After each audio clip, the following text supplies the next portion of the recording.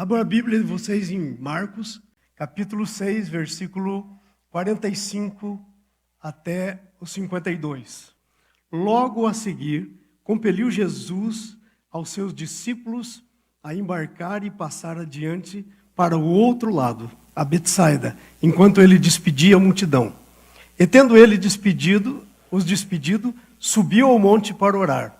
Ao cair da tarde estava o barco no meio do mar e ele sozinho em terra. E vendo-os em dificuldade a remar, porque o vento lhes era contrário, por volta da quarta vigília da noite, veio ter com eles andando por sobre o mar. E queria tomar-lhes a dianteira. Porém, eles vendo-o andar sobre as águas, pensaram tratar-se de um fantasma e gritaram, pois todos ficaram aterrados à vista dele. Mas logo lhes falou e disse, tende bom ânimo, sou eu, não temais.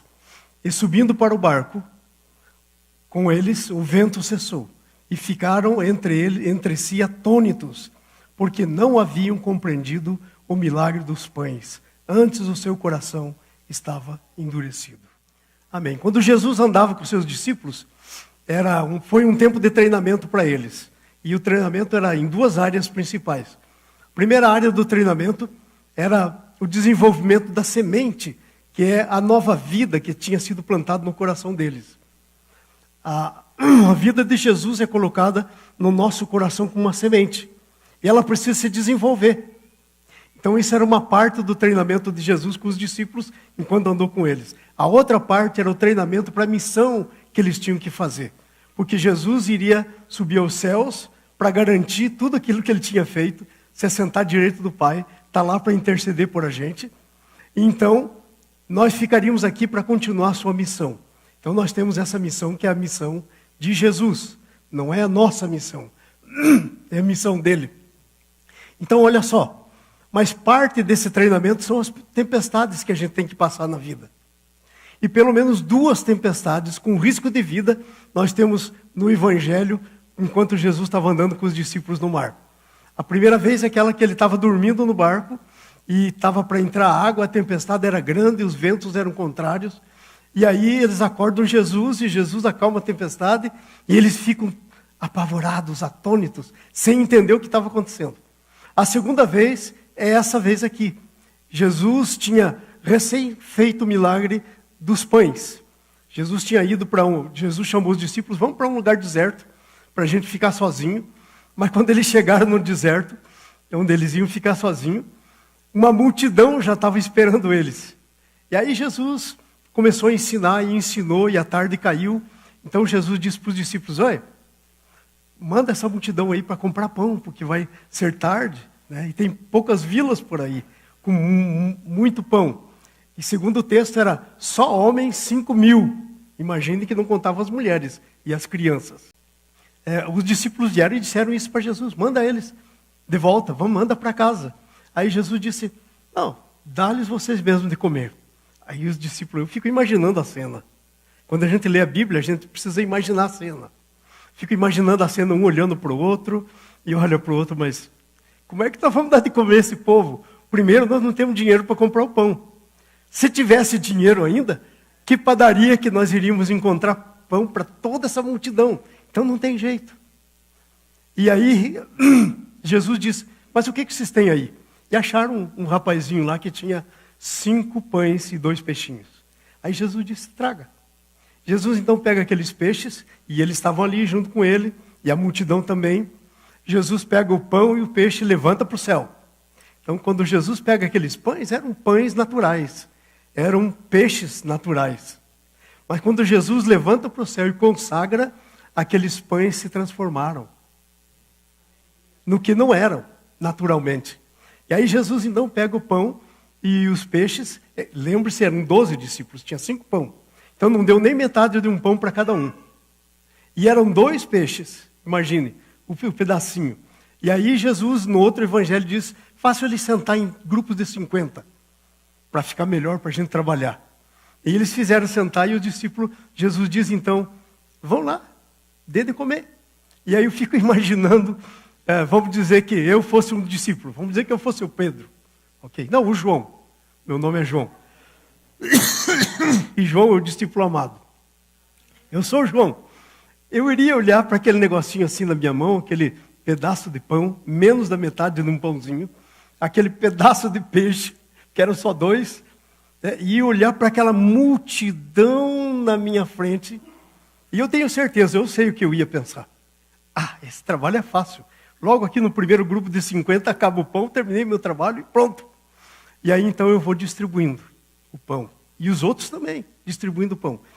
Mas ao invés do pão terminar, o pão continuava lá, na mão deles. E eles distribuíam, e o pão continuava lá. E eles alimentam, calculado mais ou menos que pelo menos umas 10 mil pessoas estavam ali. Então eles alimentam toda aquela multidão. E aí depois que eles alimentaram toda a multidão, Jesus disse, não pode sobrar desse pão aí, porque esse pão é especial. Eles juntaram 12 cestos. Quer dizer, um cesto para cada um. Eram 12 discípulos. E então, Jesus está lá, todo mundo faceiro, Jesus despedindo a multidão, e Jesus então volta, e agora nós chegamos no nosso texto. Por que eu fiz essa introdução? Porque veja o que diz no 45. Logo a seguir. Se é logo a seguir, tinha uma coisa antes. E essa era a coisa antes que tinha. Que eu acabei de falar para vocês, como uma introdução. Então diz Jesus logo a seguir, Jesus compeliu os seus discípulos a passarem adiante dele para o outro lado do lago, para Betsaida. Eles não queriam ir. Eu fico imaginando que deve ter alguns... Mas Jesus, o que nós vamos fazer lá? O senhor vai ficar aqui? Nós vamos fazer lá o quê? Sozinho? Aí Jesus, não, eu quero que vocês vão. E Jesus, então, literalmente obriga eles a entrar no barquinho e ir. E claro, Jesus sabia o que ia acontecer. Ia encontrar uma tempestade, com os ventos em contrário, e eles tinham que passar aquela tempestade. Então aí vem a primeira coisa que eu quero falar com vocês. As tempestades são provas que Deus permite, e às vezes Ele mesmo nos põe lá. Nem todas as vezes Ele nos põe lá. Às vezes a gente entra por conta. Mas Ele sempre está conosco. Quando Ele nos envia para a tempestade, ou quando a gente entra por conta da tempestade, sem que Ele queira. Ele sempre está conosco. Mas quando Ele nos envia, Ele tem um objetivo. Fazer um treinamento com a gente. Fazer um treinamento com a gente. Veja só, o milagre dos pães tinha acontecido na mão de cada discípulo. Então eles sabiam que quando Jesus dava uma ordem, essa ordem era uma lei. Toda a palavra de Deus, quando diz alguma coisa para você, uma ordem, essa ordem é uma lei. Uma lei que se você cumprir, não tem como não dar certo. Então Jesus disse, agora vocês vão. E o último versículo que nós lemos, o 52, diz que eles não podiam vencer a tempestade, Jesus estava orando, e aí diz assim, porque eles não haviam compreendido o milagre dos pães. A razão deles não poderem vencer a tempestade foi que eles não tinham compreendido o milagre dos pães. Agora, eu fico pensando, mas pelo amor de Deus, como é que pode não ter compreendido o negócio que aconteceu na mão deles? Poxa, não tem como não compreender. Foi na mão deles que aconteceu o milagre. Mas a Bíblia diz que eles não tinham compreendido. Então, eles tinham feito o milagre, mas eles não tinham parado para pensar no milagre. Eles não tinham parado para avaliar o que tinha acontecido. Para entender o que tinha acontecido. E aí isso me dá uma ideia da minha pessoa. Da pessoa de cada um que está sentado aqui nessa manhã. Nós somos igualzinho esses discípulos. Jesus faz as coisas na nossa vida, mas às vezes a gente não para pensar. A gente não para entender. E aí a Bíblia diz, você não compreendeu. E sabe, quando Jesus faz alguma coisa na nossa vida, e Ele faz isso para fazer a nossa semente crescer, que é a nossa vida em Cristo, que é a vida de Jesus em nós, que é posto em nós, como uma semente, como um grão de mostarda, mas daí ele nasce e ele vai crescendo. Mas Ele faz também para preparar a gente para a missão que tem na nossa frente. Então, quando nós não compreendemos, essa é a razão pela qual nós falhamos. E todas as vezes que nós não compreendemos, presta atenção nisso, nós não temos desculpa para não compreender. Não tem desculpa para não compreender. Sabe por quê? Porque o Espírito Santo fala com a gente. O Espírito Santo ensina a gente. Nós não compreendemos e Jesus deixou claro por quê. Porque o nosso coração está endurecido. Coração endurecido, segundo esse texto aqui, é aquele coração que não para pensar no que Deus está fazendo. Não para avaliar o porquê Deus está fazendo. Não para avaliar a sua vida, o seu caminho, a missão que tem pela frente, o seu crescimento em Jesus. Não tem a mínima ideia, às vezes, de que estatura você está. Se você ainda é uma criança, se já é um jovem, se é um adulto, nem para pensar. E aí o coração está endurecido. E aí o que acontece? Jesus nos manda para a tempestade. Ou algumas vezes ele nos deixa entrar na tempestade, por nossa conta. Mas enquanto nós entramos na tempestade, Jesus não abandona a gente. Eu quero que você saiba isso nessa manhã. Você não vai entrar em nenhuma tempestade em que Jesus não esteja no monte. Sabe onde que é o monte hoje? Muito alto, sentado à direita do Pai. Nas alturas, sentado à direita do Pai, olhando para você, enquanto você está na tua tempestade, e intercedendo ao Pai. Porque o que vocês acham que ele foi fazer lá em cima? Ele tinha mandado os discípulos por meio da tempestade, ele sabia que ia ter uma tempestade, então ele estava lá no monte para orar. Ele estava lá no monte orando. Orando por eles, intercedendo por eles. Então Jesus não deixa você entrar em nenhuma tempestade, ainda que seja uma má escolha tua, deixando você na mão. Ele está com você. E sabe, aí tem um outro problema que eu queria que você pensasse comigo. Qualquer tempestade que você entrar na sua vida, quer seja por uma decisão errada que você tomou, quer seja porque o próprio Jesus está mandando você para fazer um teste com você, para ver se você aprendeu a última lição que ele ensinou. Porque isso é igual a uma escola, gente. Jesus nos ensina a lição e depois nós temos que fazer o teste. Como é que você passa de ano na escola, meninos? Passando nos testes. Senão você fica no mesmo ano. E é por isso que tem cristão que está 30 anos no mesmo ano, repetindo a primeira série. Agora, tem um versículo que me deixa muito animado, que é o versículo de 1 Coríntios capítulo 10. Não nos sobreveio tentação que não fosse humana, mas Deus é fiel e não permitirá que sejais tentados além das vossas forças.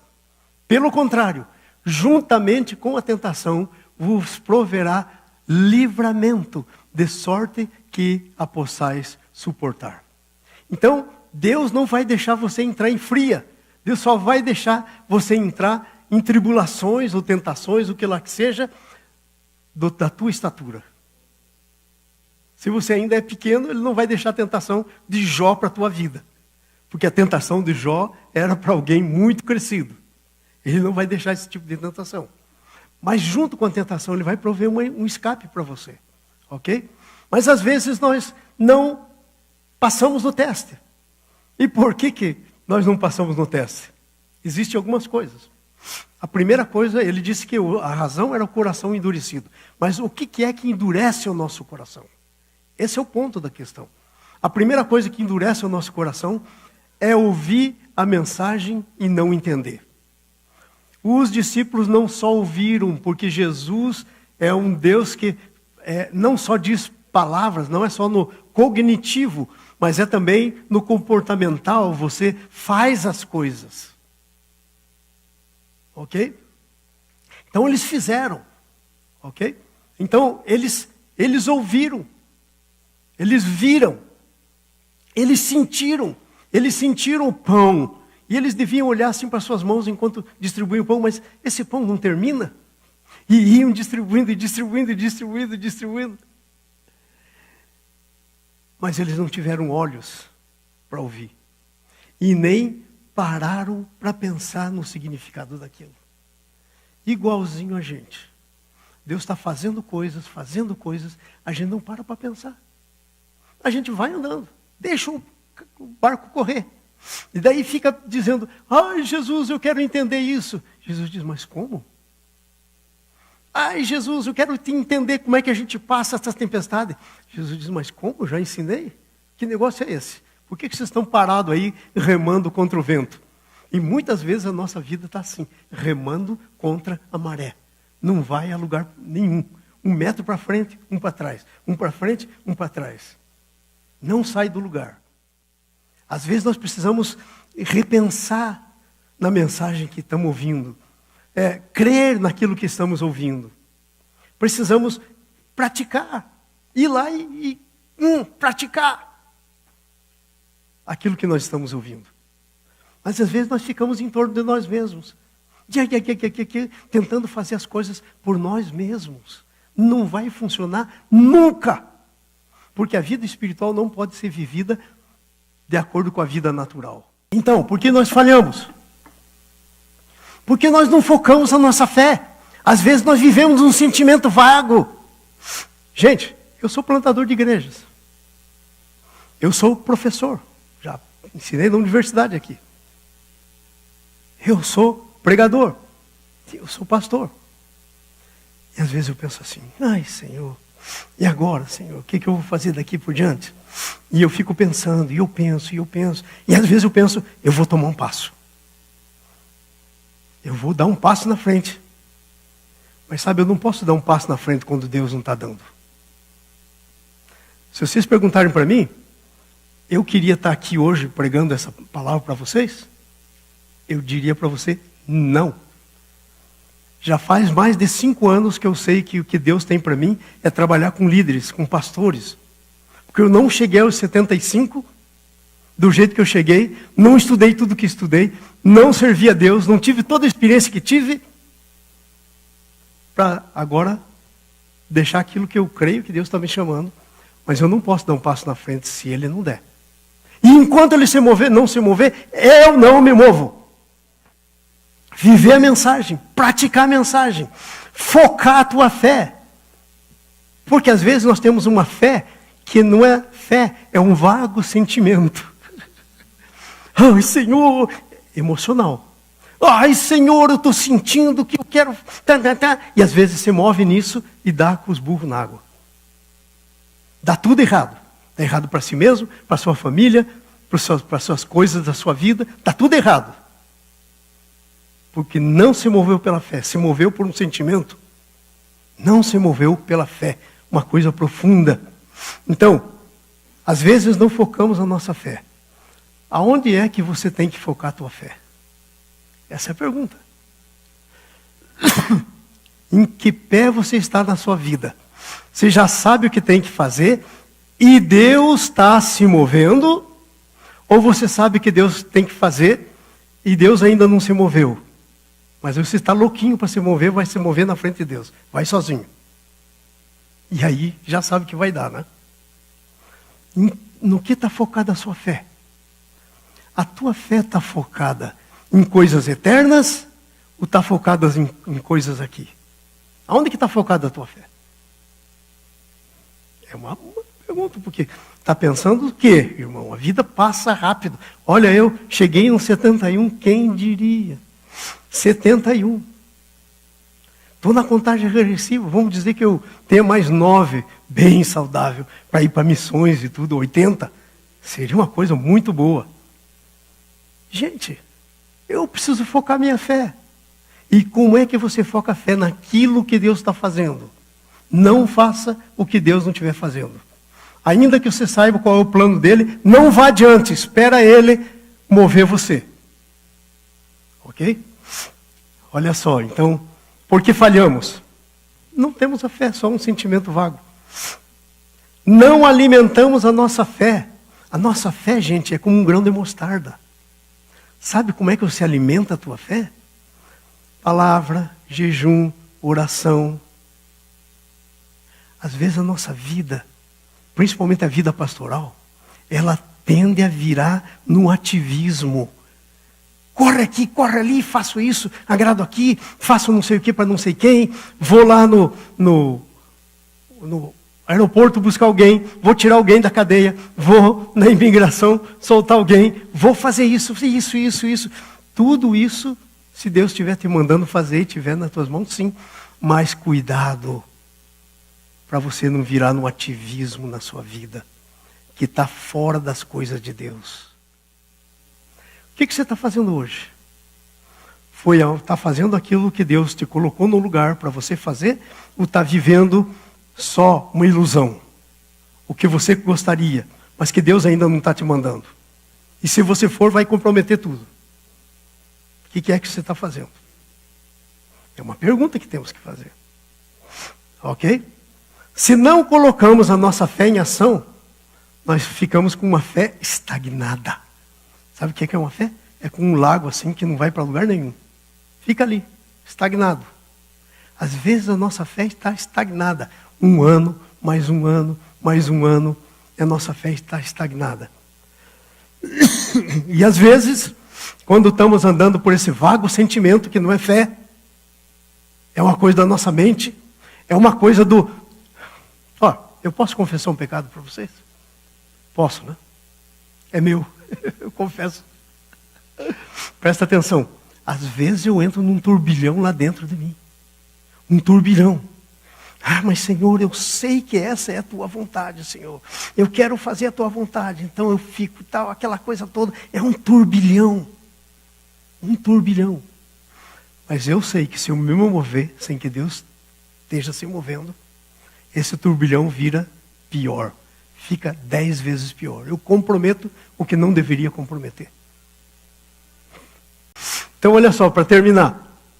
Precisamos, para vencer a tempestade, nós precisamos desenvolver hábitos que cresçam e que mantenham a nossa fé. Hábitos, diga comigo, hábitos que cresçam e que mantenham a nossa fé. Não é só crescer, você tem que manter, ok?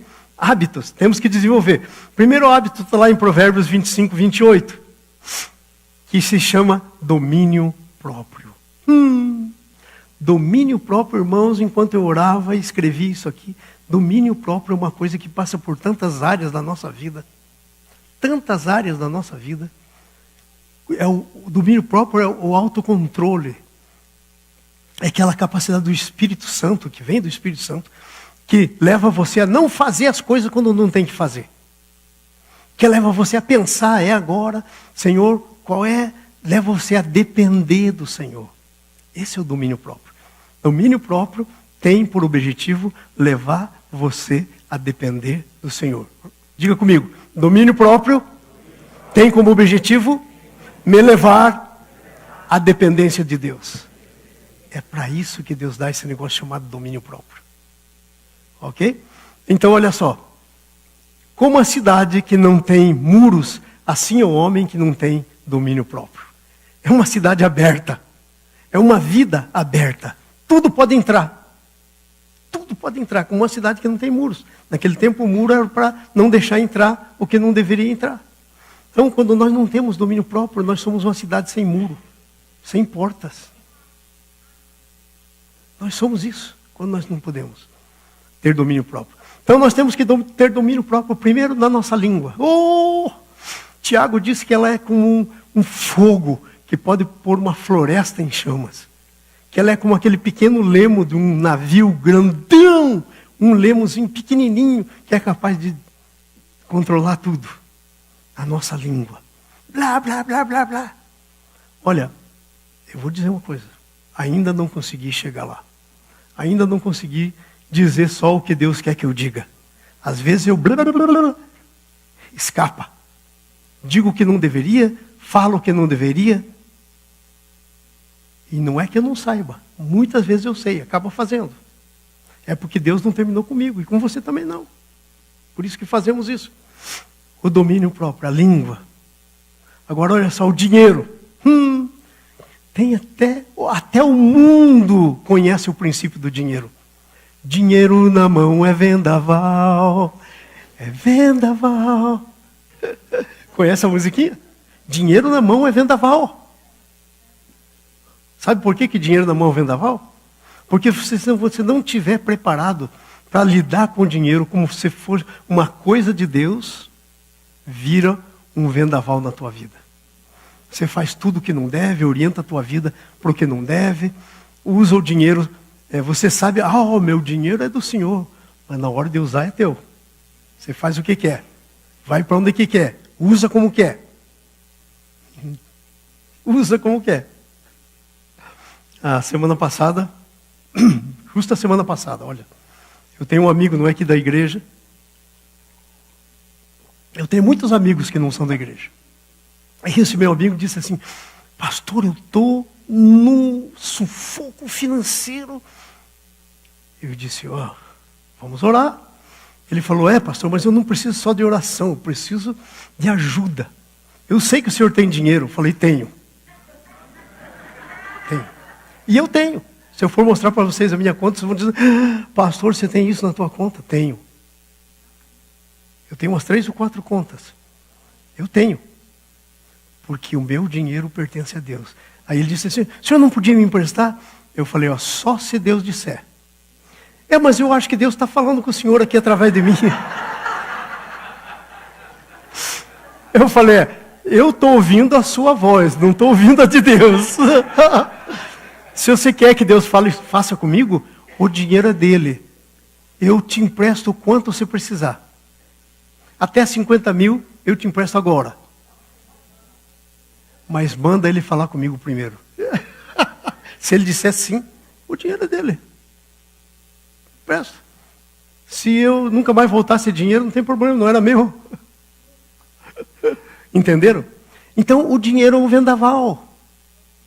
Se você não tem controle sobre ele, se a tua vida é uma coisa de louco, gasta o que não pode, vive como não pode, faz o que não pode.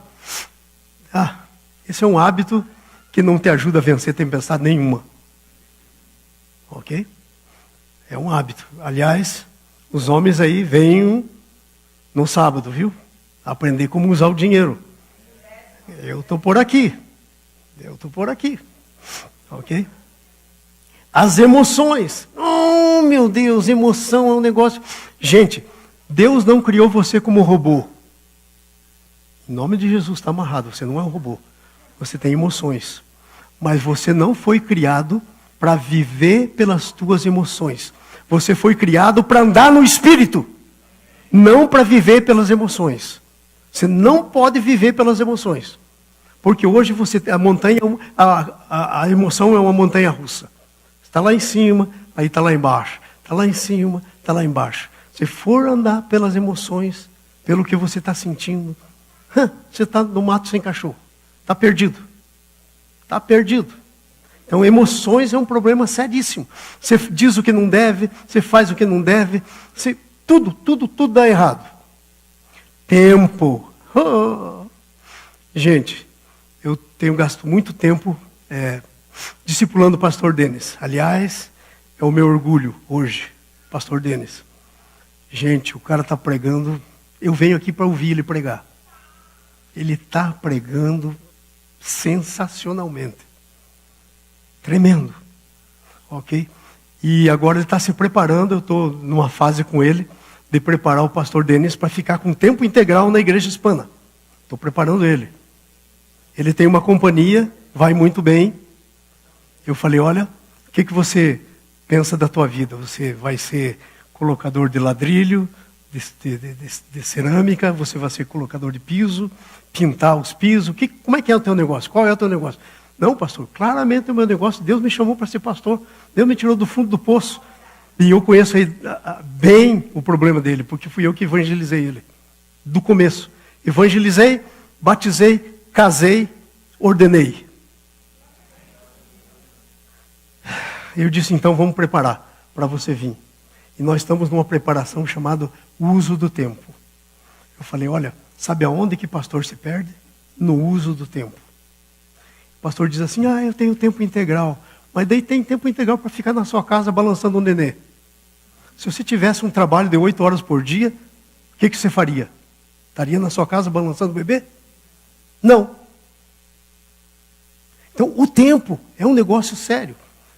O tempo, o teu tempo, não interessa se foi chamado para o pastoral ou não, mas o teu tempo é uma coisa séria, porque o teu tempo é um relógio, clique, clique, clique, clique. Veja eu, 71 anos hoje, olha, quem diria? Fale para mim isso uns anos atrás e eu dizia, está muito longe. Está longe nada, quando você vê, chegou. chegou. Entendeu? Quando você vê, chegou. E aí, a tua vida? O que foi feito da tua vida? O tempo. Gente, é um negócio tremendo isso. Então, precisamos desenvolver hábitos. O hábito quando você cuida do domínio próprio. A sua língua, o seu dinheiro, a emoção, o seu tempo. Temos que desenvolver um hábito chamado gratidão. 3 maneiras que nos ajudam na nossa gratidão. Irmãos, esse foi o sermão que Deus falou para mim. Deus falou para mim, rever sua vida. Olha nos seus valores. E eu estou passando para você, mas ele foi para mim. Deus me falou. Gratidão. 3 maneiras que ajudam. Peça a Deus que aumente a sua consciência de suas bênçãos para você. Peça a Deus que aumente a tua consciência para reconhecer as áreas que Deus tem abençoado. Para você ser grato. Senão não há gratidão. Senão nós nos tornamos pedintes de Jesus. Ai, Senhor, eu preciso disso. Ai, Senhor, eu preciso disso. Nem muito obrigado diz. Nem muito obrigado diz. Aliás, é ingrato. Pense nisso. Só isso. Porque você vai descobrir quem Deus é pelas coisas que Deus faz. Porque Deus é muito grande para você descobrir quem Ele é por Ele mesmo. Ou por você mesmo. Você olha o que Deus faz em você, por você. Você medita nisso. Então, você vai entender esse teu Deus. Ok? Então, sabe, você começa a pensar nas bênçãos de Deus para você.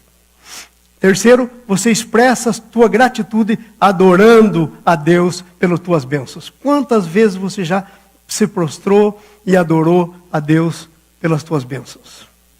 Senhor, muito obrigado porque o Senhor fez isso. Recebe, Senhor, toda a glória, toda a honra. Recebe, Senhor. Toda a glória, toda a honra. Recebe. Quantas vezes você já fez isso? E Deus já fez tanto por você. Tanto, tanto.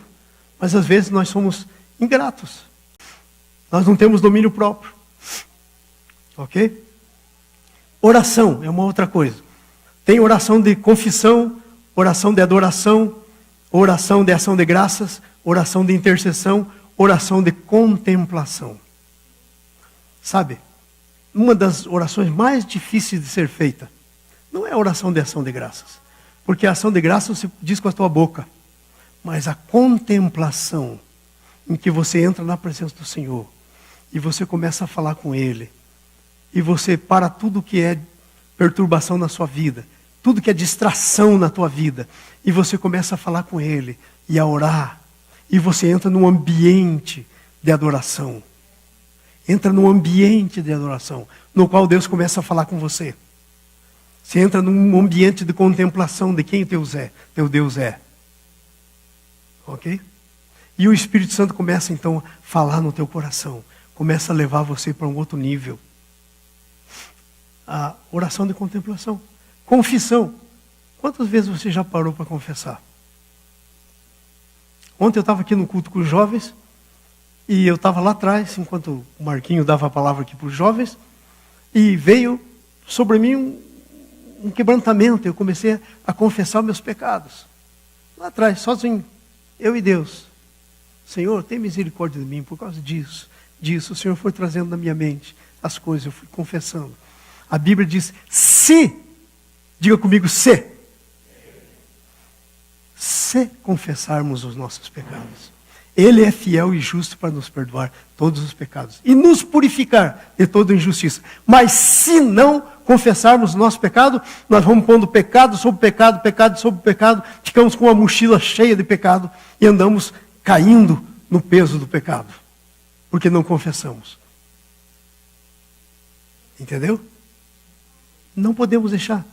Eu me lembro que logo no começo da minha vida cristã, eu li um livro do Finney, e que ele foi um avivalista aqui nesse país, e no livro dele ele dizia que de vez em quando ele se achava assim, meio seco, meio sem nada, então ele separava dias para confessar o pecado, para olhar a sua vida, e dias para ficar sós com Deus, de contemplação. Era o que mantinha a vida do Finney. Não era a correria, não era uma mente perturbada. Eu quero isso, já não posso mais. Você pode. Porque Deus diz que você pode todas as coisas nele que te fortalece. Amém? Então, oração de ação de graças. Intercessão é uma oração fácil. Ok? A gente vive intercedendo. Ok? Descansar no Senhor. Isso é difícil. Porque a gente tem a tendência de querer controlar as coisas. Governar as coisas. Decidir as coisas. Dizer para onde as coisas vão. Não, agora eu quero isso porque o meu plano é esse, porque o meu plano é aquele, eu quero fazer isso, agora eu vou ganhar muito dinheiro, porque eu quero viajar pelo mundo todo, eu quero visitar os lugares mais bonitos do mundo, então agora o meu negócio é trabalhar até que eu tenha dinheiro para fazer isso. Às vezes, nós não estamos no descanso do Senhor. Sabe por quê? Porque nós estamos adquirindo fardo na nossa vida. Nós estamos pondo mais peso na nossa vida. Nós não confiamos no nosso cuidado ao Senhor. Nós não cremos na sua soberania. Nós não ficamos como Maria, aos pés de Jesus, para ouvir. Nós às vezes estamos como Marta, correndo para baixo e para cima. Corre para lá, faz isso. Daí você vai dizer, pastor, mas isso também era necessário. Claro, mas todas as coisas têm o seu lugar devido. E a sua hora devida. Tem hora que nós devemos parar. Devemos parar. Amém? Devemos descansar no Senhor. E finalmente a última coisa. Leitura da Bíblia. Olha, eu acabei de ler uma pesquisa que o pessoal que menos lê a Bíblia é pastor. E até a pesquisa explicava por quê. Isso que eu fiquei impressionado. Porque o pastor só lê a Bíblia quando tem que pregar. Ou para pregar. Não lê a Bíblia devocionalmente. Não lê a Bíblia para Deus falar consigo mesmo. Não lê a Bíblia para conhecer mais a Deus. Lê a Bíblia para dar a palavra para os outros. Não lê a Bíblia esperando que Deus lhe fale. Então lê a Bíblia. Mas não é qualquer leitura da Bíblia. Ok? Uma leitura devocional. Para isso você tem que escolher um bom lugar, uma boa hora. Tem que remover as distrações. Eu, por exemplo, gosto muito de vir para cá. Agora eu tenho 2 netinhos que são uma bênção. Mas eles são muito ativos. Eu fecho a minha porta do escritório, e aí quando eu vejo o Judá pequenininho, aquele bem pequenininho que estava aí, no meu vidro, olhando para mim e rindo para mim. Aí eu não aguento, eu levanto e paro tudo. Aí então eu tenho acostumado a vir para cá. Quando eu tenho um excelente escritório na minha casa. Eu paro tudo e venho para cá. Porque aqui ninguém me perturba. E eu boto um som lá e eu fico adorando e fico lendo, estudando, meditando. Ok? Eu quero terminar. Minha conclusão. Tempestades, presta atenção na minha conclusão, gente. É muito importante essa conclusão. É a conclusão que eu cheguei para a minha vida. Pegue para você se você quiser. Tempestades são classes da escola de Deus para as nossas vidas. E a sua intenção é que graduemos na escola da vida. E Ele quer nos promover ao nível final. E sabe qual que é o nível final? É a glorificação. É a preparação para a volta de Jesus. Você está preparado para receber um corpo novo, para estar sempre com Jesus. Nós estamos indo para o encontro final. Quão preparado você está? Como é que você tem passado nas classes? Em que classe que você tem estado reprovando constantemente? Como é que tem sido? Quero que você medite. Vamos adorar mais um pouco. E aí nós terminamos. Eu terminei por aqui. Aliás, ainda tenho 2 perguntas aqui. Numa escala de 0 a 10. Como estão as vitórias na tua vida? Numa escala de 0 a 10. 0, nenhuma vitória. Desculpe, então você não é crente. Tem que nascer de novo.